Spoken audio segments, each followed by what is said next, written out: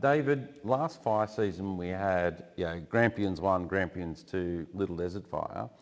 You did something special with a strike teams of these ultra heavy tankers. Do you want to tell us a little bit about that? So we were, I suppose, we're given 4 days, I suppose, notice that we were going into the Grampians on Boxing Day, which sort of worked really well for us.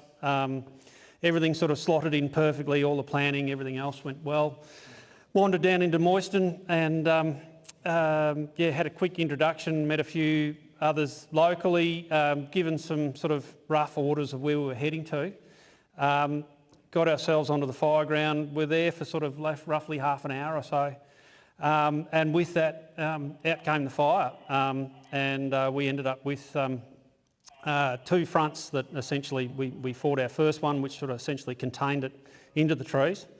And then sat back and waited for our second one, which essentially jumped over us. And this is the footage you can see now that as we're running it down, putting it out. So, yeah.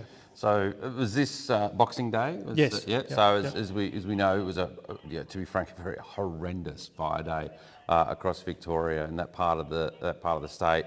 So it came out of the Grampians there into the open grassland. Into the grassland there, just off the Moyston Dunkeld Road. Yeah. Mm-hmm. Yep. So talk to me about, I guess, some of the strategies that you put into play with a strike team of these ultra heavies. So essentially, it was just each truck was sort of running down. We had multiple spot fires that came through.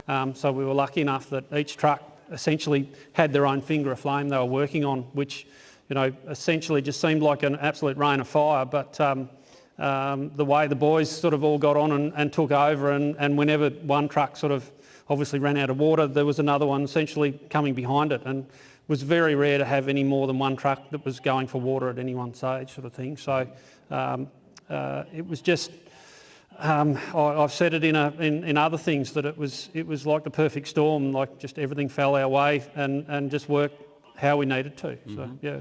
And so talk me through. Gavin, touched on before around some of the benefits of the ultra heavy, particularly around the number of crew on the appliance. So how many crew were operating as part of the strike team? So when we had these ones going, we did put 3 people per crew because it was the unknown. We didn't know. And soon learnt fairly quickly that 2 was all you needed.